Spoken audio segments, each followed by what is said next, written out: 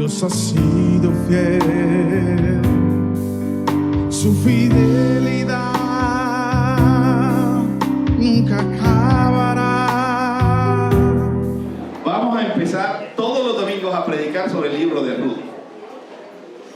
Vamos a estudiar el libro de Ruth. Vamos a empezar por Ruth capítulo 1.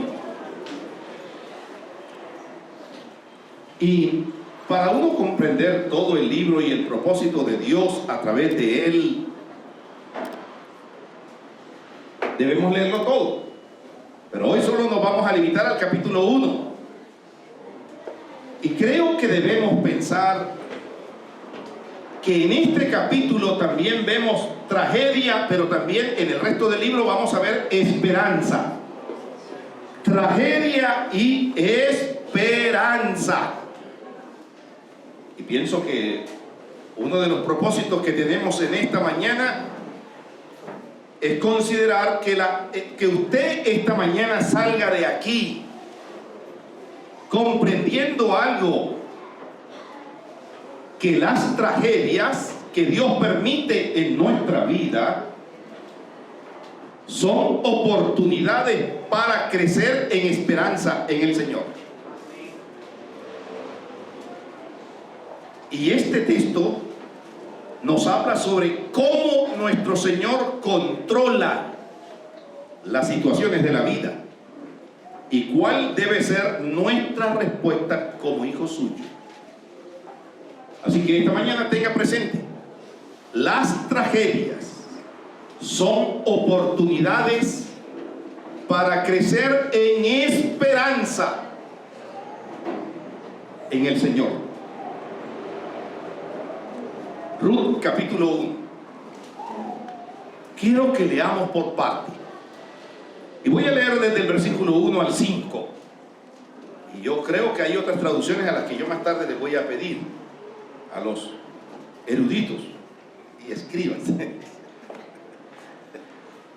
Aconteció en los días que gobernaban los jueces que hubo hambre en la tierra, y un varón de Belén de Judá fue a morar en los campos de Moab, él y su mujer y 2 hijos suyos.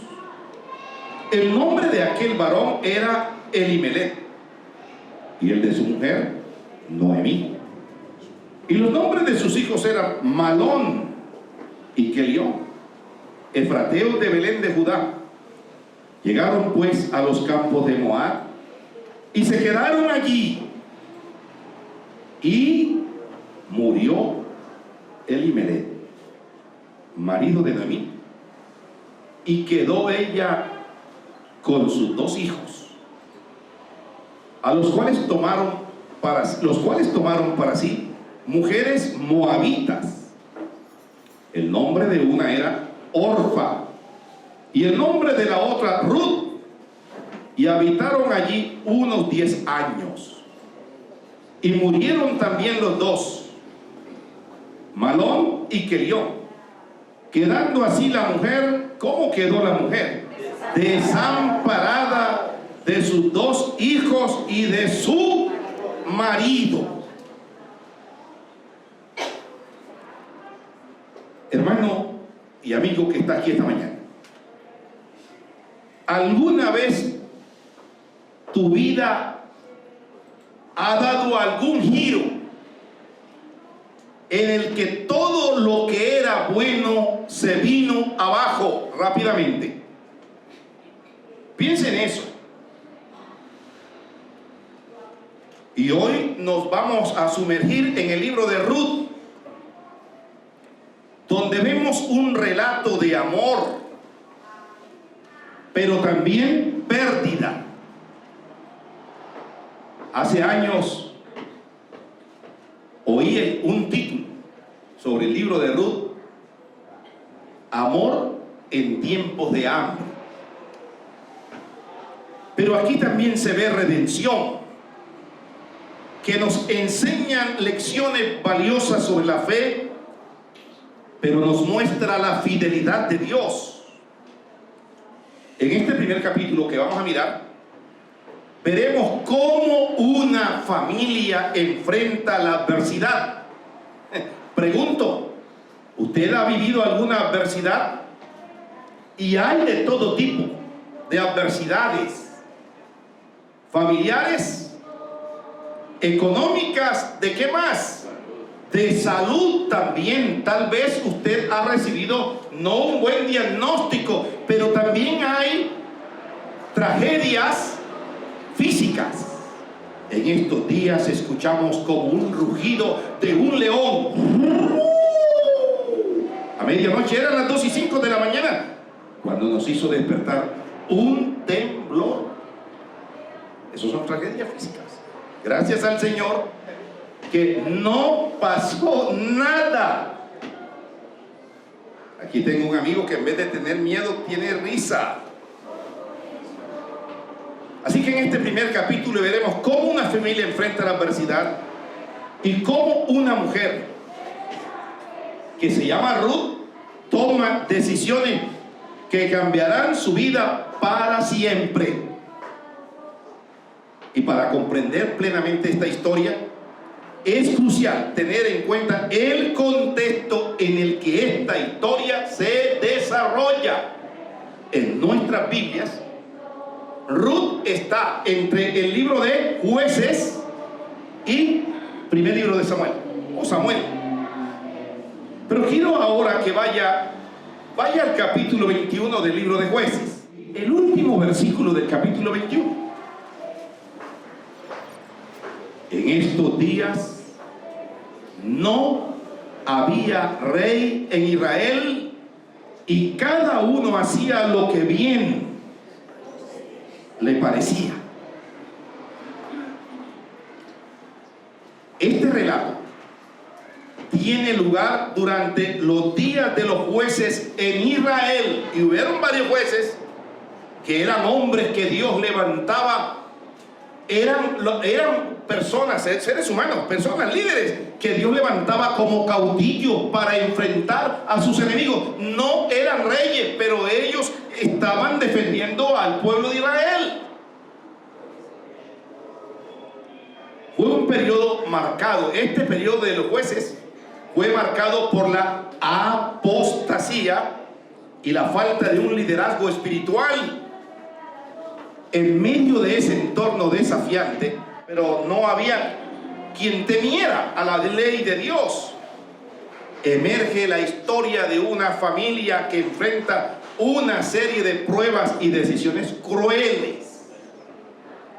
Es una historia que muestra cómo Dios se mueve de una manera misteriosa, realizando sus maravillas. Porque en medio de las tragedias, cuando creemos que Dios no está o que está detrás del telón, Dios está moviendo hilos en nuestra vida.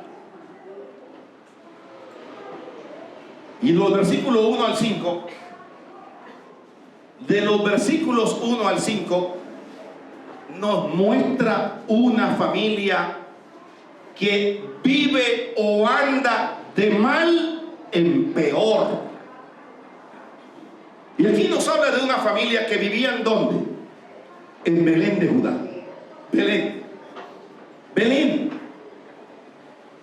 Belén como tal significa tierra de abundancia, de pan. Y vivían allí, pero qué contraste, qué contraste. Entre el versículo 1 y 6 hay una relación de contraste. Mire el versículo 1. Aconteció en los días que gobernaban los jueces que hubo hambre. Cuando los jueces gobernaban, ¿qué dice que había? Una hambruna. Ahora les pregunto, ¿usted ha vivido en algún momento de escasez, de hambruna? Yo he oído gente que realmente ha vivido esos momentos. Yo también los he vivido, pero son momentos difíciles de hambre, ¿verdad? Hay una relación de contraste. En el versículo 1 están en una época de hambre, Y en el versículo 6 se plantea que el Señor ha visitado a su pueblo para darle pan. Hay hambre, pero también hay pan en el círculo que rodea este cuadro.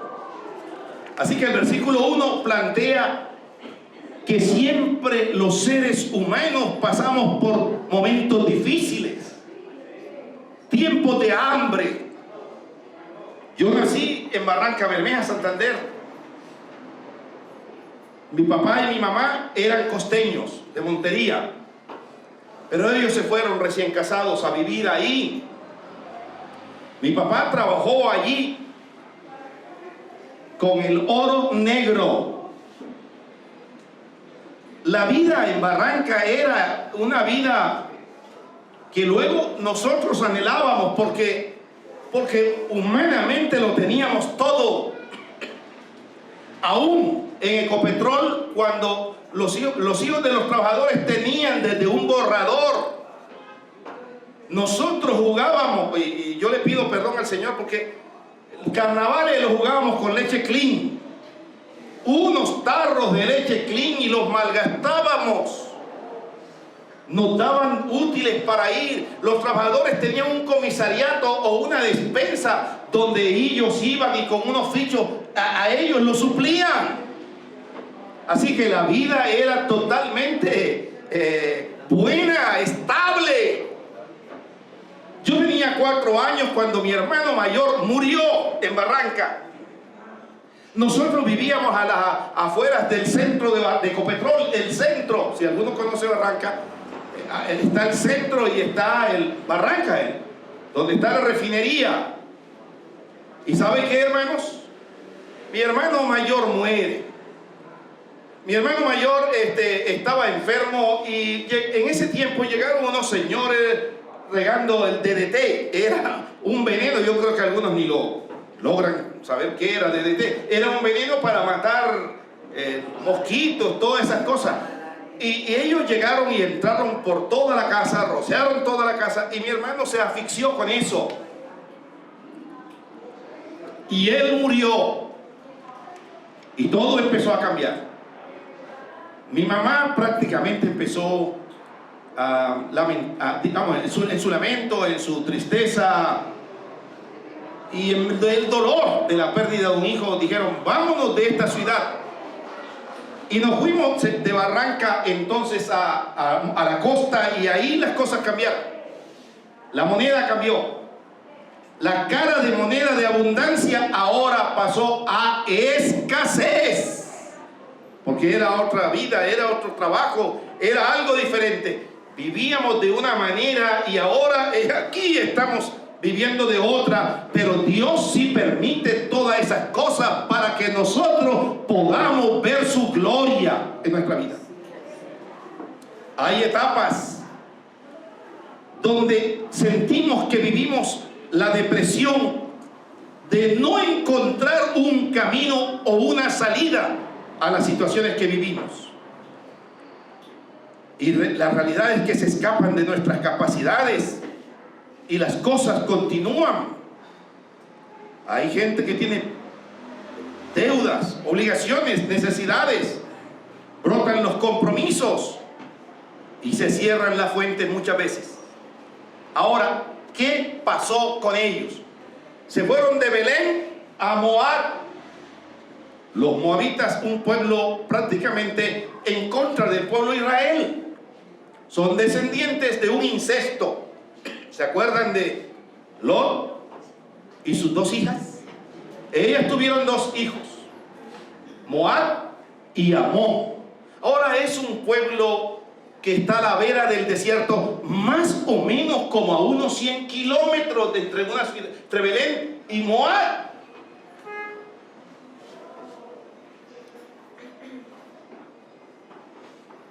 Pero la tragedia empieza cuando nosotros tomamos decisiones sin consultar a Dios. Y ellos se ubican ahí, en Moab. Ahora, ¿qué aconteció ahí? Todo va en proceso de crecimiento. La desgracia para esta familia va de peor en peor. Primero, no hay pan. Pero tienen una familia. Imagínense usted y yo con familia, sin comida. Y la gente los hijos empiezan a chillar, a pedir. ¿Cómo hace usted? Luego, ya no tienen pan. Y no van a tener esposo porque llegaron ahí. ¿Y qué fue lo que aconteció estando ahí? Ellos se fueron asentando en Moab, pero murió Elimelech. Muere ahí en Moab. Y queda esta mujer sola, bueno, con sus 2 hijos. Y dice que también no solo murió este hombre, sino que después sus hijos se casan o se emparentan con mujeres paganas. Uno con Orfa y el otro con Ruth. Mujeres moabitas. Parece que todos fueran en degradación. Ahora ya no tienen pan. Ahora ella no tiene esposo. Pero sus hijos también mueren. Ahora esta tragedia, usted se imagina cómo se sentía ella, sola, desamparada y bajo el juicio de Dios. Ya no tienen pan, ya no tiene esposo, pero después ya no tiene pan, ni esposo, ni hijo. Se queda sin nada. Para aquella época, esto era de verdad una tragedia. Y yo no creo que para aquella época solamente, en nuestros días también nosotros encontramos familias así, que por causa de la violencia, por el desplazamiento, han quedado solos. Para esta cultura, la mujer tiene acceso a los bienes únicamente a través del hombre. La crisis, en lugar de resolver, se ha complicado todo. Se ha hecho peor. ¿Cuántos estamos atravesando un tiempo como el de esta mujer, en el que sentimos que las cosas van en peor? Si nosotros no sabemos manejar de manera precisa este campo de necesidades, entonces toda su vida y mi vida va a sucumbir en el fracaso. Si no se busca del Señor, si no se vuelven los ojos a Dios, su vida y mi vida va rumbo al fracaso. Siempre que vienen adversidades a nuestra vida, tomamos decisiones que nos van llevando a peores consecuencias. Y es que las crisis siempre llegan primero a las realidades materiales. Había escasez de pan, es decir, a las necesidades básicas. No hay pan, no hay alimento, no hay vestido, no hay calzado. Luego pasó al cónyuge. Perdió ella a su esposo, también sus hijos. Pero después termina en lo que más duele, los hijos. Y este es el orden de sensibilidad. Hambre, pérdida del esposo. Ahora lo que tal vez uno llega a amar grandemente, y son sus hijos. Cuando no sabemos cómo solucionar la crisis, esto solo va penetrando a las cosas que más nos dañan y nos duelen. Hay un señor que poda árboles aquí, en este sector. Y un día se me dio por preguntarle de dónde era. Él me dijo de dónde venía, pero también me contó la historia de su vida. Obed fue un hombre que tuvo sus tierras, sus animales, pero ahora fue desplazado por la violencia que hemos vivido. Y por esa causa, después de tenerlo todo, ahora sencillamente tienes una una herramienta para podar árboles. Me causó dolor y tristeza. Hermano, en el nivel de pan, debemos de saber discernir dónde está mi salida. Dios nunca se queda sin bendecirnos. Dios es bueno. El nombre de Elimelech y el de su mujer, que era Noemí, los nombres de los dos, el de Malón y Kelión, son interesantes. Elimelech significa mi Dios es rey. Pero ¿cómo ahora, en medio de esa situación de escasez, dónde está Dios, que es soberano? Su esposa, el nombre de Noemí significa agradable y alegre. Pero ahora hay un contraste. Es como si la alegría se hubiera esfumado de su vida. Malón y Kelión significan enfermizo y desnutrido. Imagínense esos nombrecitos. No le vaya a poner esos nombres a sus hijos. No había rey. Cada uno hacía lo que bien le parecía. Fue una época muy oscura en Israel. El pueblo pecaría, Dios enviaría enemigos contra ellos. El pueblo clamaría pidiendo ayuda y Dios tendría misericordia de ellos. Hay hambre, dice el versículo 1, en Judá. Vive Noemí ahí con su esposo, pero ahora ella muere. Ahora en Levítico 26, versículos 3 y 4 dice: si andáis en mis estatutos y guardáis mis mandamientos y los cumplís, entonces os daré lluvia en su tiempo y la tierra producirá su producto. Cuando las lluvias son retenidas en la mano dura de Dios, es porque de alguna manera el ser humano ha quitado los ojos de Dios. Ahora, no estoy diciendo que en la sequía es por causa del pecado, no estoy diciendo eso. Pero si nosotros andamos en sus estatutos y guardamos sus mandamientos y obedecemos a Dios, vamos a ver la bendición de Dios en nuestra vida. Cuando el marido muere, ¿qué hubiera podido sentir ella?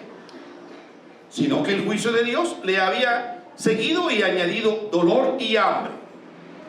El versículo 5 resume la tragedia de Noemí. Después de 10 años de matrimonio, ahora está sin hijos.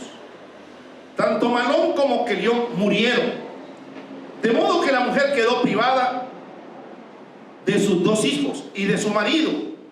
Una hambruna, un traslado a la pagana Moab, la muerte de su marido, el matrimonio de sus hijos, ahora con esposas extranjeras, y la muerte de sus hijos es un golpe tras golpe, tragedia tras tragedia. ¿Dónde está Dios cuando he fracasado? Versículo 6 en adelante. Entonces se levantó con su nuera, con sus nueras, y regresó de los campos de Moab, porque oyó que en el campo de Moab que Jehová había visitado a su pueblo para darle pan. Salió pues del lugar donde había estado, y con ella sus 2 nueras, y comenzaron a caminar para volverse a la tierra de Judá. Y Noemí dijo a sus 2 nueras: andad, volveos cada una a su casa de su madre. Jehová haga con vosotras misericordia, como la habéis hecho con los muertos y conmigo. Os conceda Jehová que halléis descanso, cada una en casa de su marido.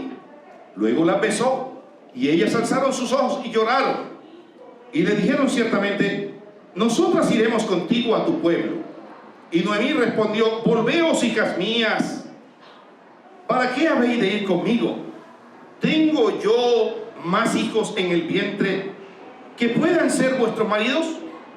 Volveos, hijas mías, e idos, porque yo ya soy vieja para tener marido. Y aunque dijese esperanza tengo, y esta noche estuviese con marido, y aún diese a luz hijos, ¿Había vosotras de esperarlos hasta que fuesen grandes? ¿Habían de quedaros sin casar por amor a ellos? No, hijas mías. ¿Qué mayor vergüenza tengo yo que vosotras? Pues la mano de Jehová ha salido contra mí. Y ellas alzaron otra vez su voz y lloraron. Y Orfa besó a su suegra, mas Ruth se quedó con ella. Y Noemí dijo: he aquí, tu cuñada se ha vuelto a su pueblo y a sus dioses. Vuelve tú tras ellas. Respondió Ruth: qué fidelidad. No me ruegues que te deje y me aparte de ti, porque a donde quiera que tú fueres, iré yo, y donde quiera que vivieres, viviré.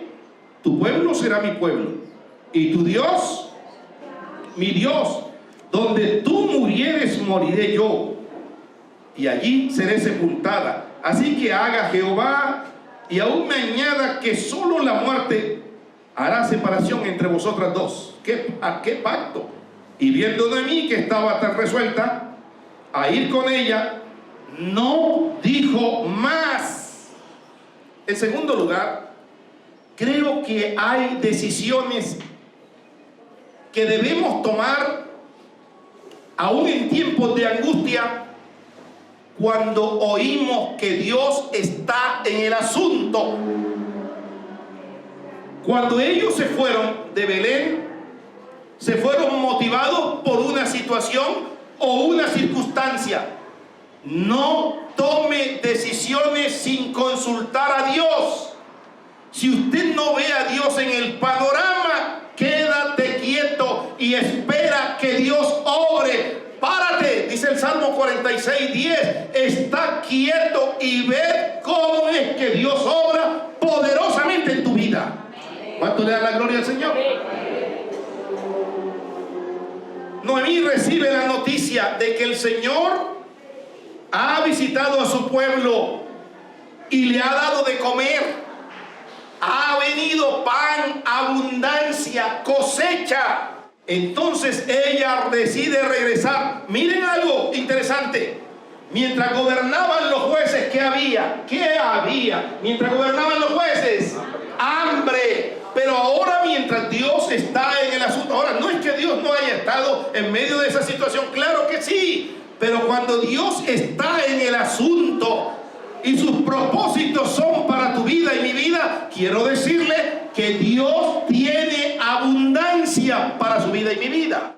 Ella le dice a sus nueras: miren, hijas mías, yo no tengo hijos que puedan de alguna manera redimirlas a ustedes.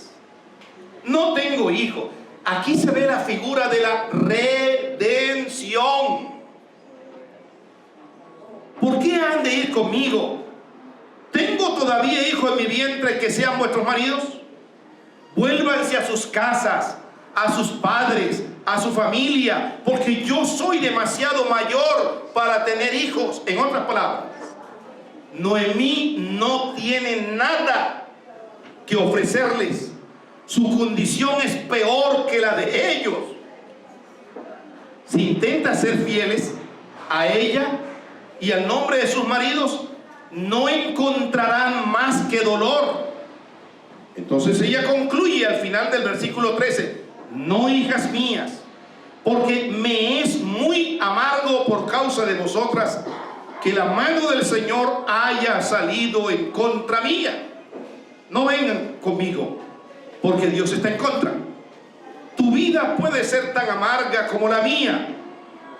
Una costumbre israelita era que si el esposo de cualquiera de mujer faltaba, entonces un hermano mayor o el hermano de él, un hermano de él, podía casarse con la viuda para poner en alto el nombre no solo de la viuda, sino de toda la familia. Pero Noemí parece que en su tragedia no recuerda tener ningún pariente que pudiera hacer eso en favor de sus nueras. A veces cuando las situaciones son tan críticas, tan difíciles, tan oscuras, hermano, no vemos nada en el horizonte. Hay como una ceguera totalmente en nuestra vida. No vemos la misericordia de Dios para con nosotros. Pero Dios fiel y misericordioso. La segunda razón se encuentra en los versículos 8 al 13. Era una costumbre en Israel que cambiará todo para Noemí en los siguientes capítulos. La costumbre era que cuando un marido israelita moría, su hermano o pariente cercano se casaba con la viuda y continuaba el nombre del hermano. Eso está en Deuteronomio 25, del 5 al 10. Noemí se refiere a esa costumbre en el versículo 11, cuando dice que no tiene hijos para casarse con Ruth y Orfa. Ella piensa que es inútil que Ruth y Orfa sigan comprometidas con el apellido. No recuerda evidentemente que hay otro pariente llamado Boaz que podría desempeñar el papel de hermano. Aquí hay una lección. Cuando hemos decidido que Dios está en nuestra contra, normalmente exageramos nuestra desesperanza. Nos amargamos tanto que no podemos ver los rayos de luz de esperanza que se asoman entre las nubes. Fue Dios quien acabó con el hambre y ahora abre camino de bendición en su casa. Fue Dios quien preservó un pariente para continuar el linaje de Noemí. Y fue Dios quien obliga a Ruth a quedarse con Noemí. Pero Noemí estaba tan amargada por la dura providencia de Dios que no puede ver su misericordia obrando. Cuando estamos amargados, cargados, sin esperanza, estamos en desesperanza, es como si Dios no estuviera en el panorama y nos preguntamos, ¿dónde está Dios? Lo otro que noto aquí es la fidelidad de Ruth. Orfa vuelve a sus padres, pero Ruth, ¿sabe qué dice? Yo me voy contigo. Donde tú vayas, iré yo. Tu pueblo será mi pueblo. Tu Dios será mi Dios. Ahora esto parece como un pacto matrimonial. Donde tú murieres, moriré yo también. Cuando alguien es fiel, mire a Dios y conoce al Dios de la Biblia, está dispuesto a renunciar a todo su paganismo, a todas sus tradiciones, porque no hay otro Dios como Jehová de los ejércitos. Noemí pintó un futuro negro y Ruth tomó su mano y caminó hacia él con ella. Las asombras palabras de Ruth se encuentran en toda esta versión. Ya la hemos leído. El compromiso de Ruth con su suegra es asombroso. Primero significa dejar su propia familia y tierra. En segundo lugar significa hasta donde ella sabe una vida de viudez y sin hijos.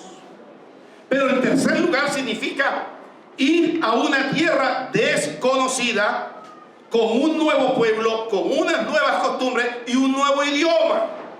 Y en cuarto lugar, era un compromiso aún más radical que el del matrimonio. Donde tú mueras, yo moriré y seré sepultada. En otras palabras, nunca más volveré a casa, ni siquiera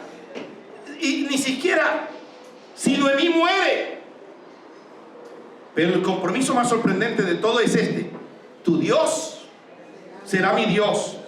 Noemí acaba de decir en el versículo 13: la mano de Jehová ha salido en contra mía.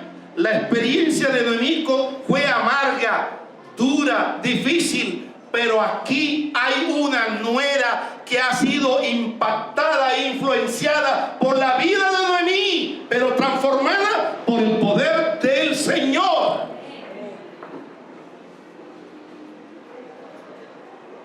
Vienen tiempos mejores. Hay un regreso. Miren que este libro empieza con un viaje, pero termina en el primer capítulo también con un retorno. Vemos la providencia de Dios en tercer lugar, del versículo 19 en adelante.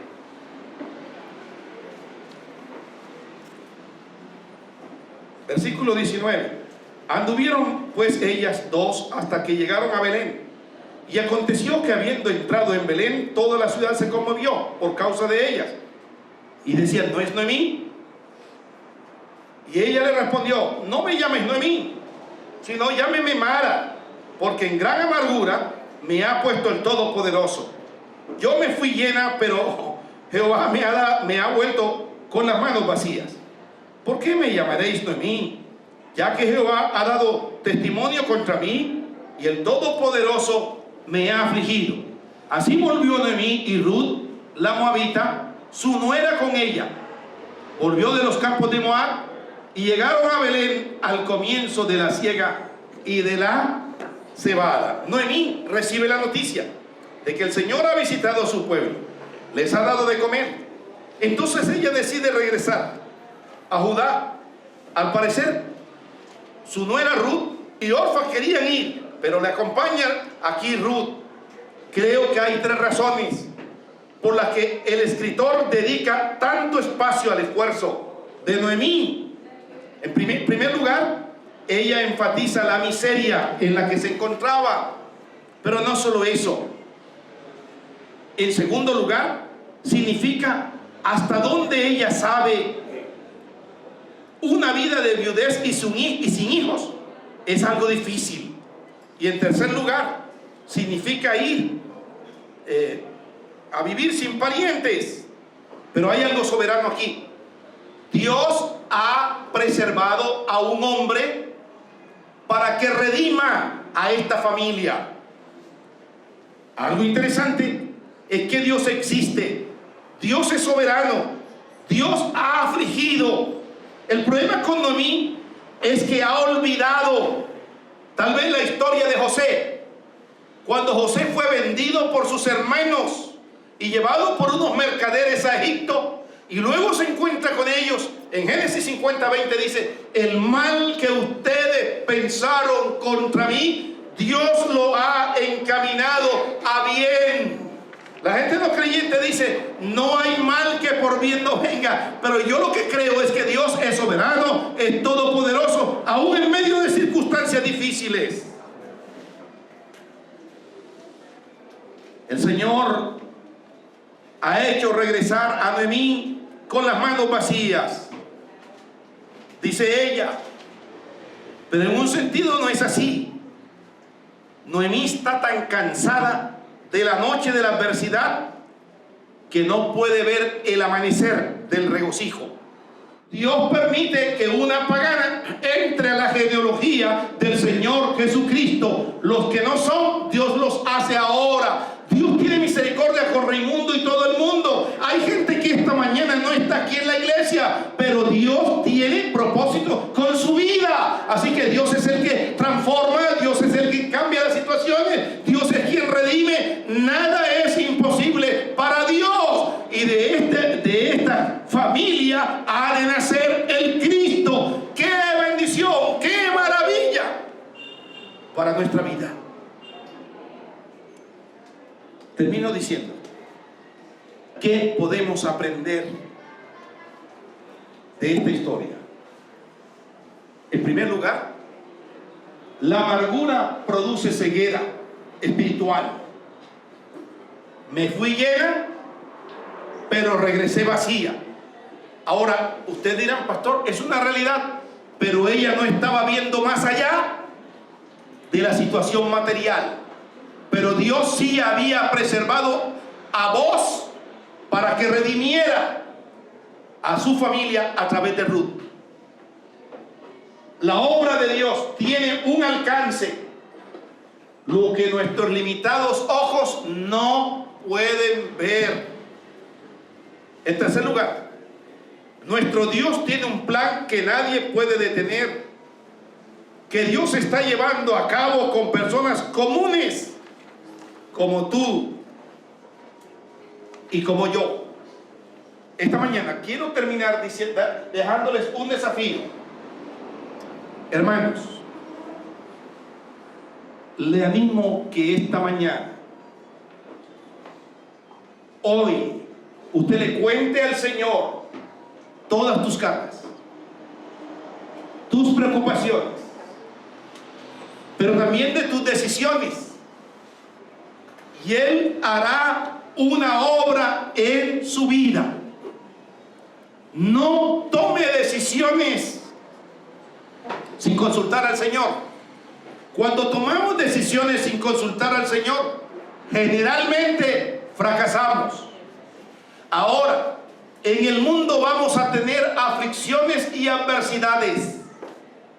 En el mundo va a haber escasez, dolor, pérdida. Pero quiero decirle que tenemos un Dios todopoderoso que nos fortalece en medio de las circunstancias difíciles. Colóquese el pie en esta mañana, hermano. Y la tarea vamos a empezar a cumplirla aquí. Porque Haider dejó una tarea la semana pasada. Y de pronto más tarde vamos a preguntar. Pero esta mañana, hermano, no sé si la adversidad es con un hijo. No sé si la aflicción que usted está viviendo, que lo va a llevar a tomar decisiones, tenga que ver con sus hijos, por preservar la vida de ellos, o tenga que ver con su empleo, su trabajo. Tal vez le toque tomar decisiones en su matrimonio, pero cuéntele al Señor eso antes de tomar decisiones. No dé paso sin el Señor. Levante sus ojos al cielo. Permanecerá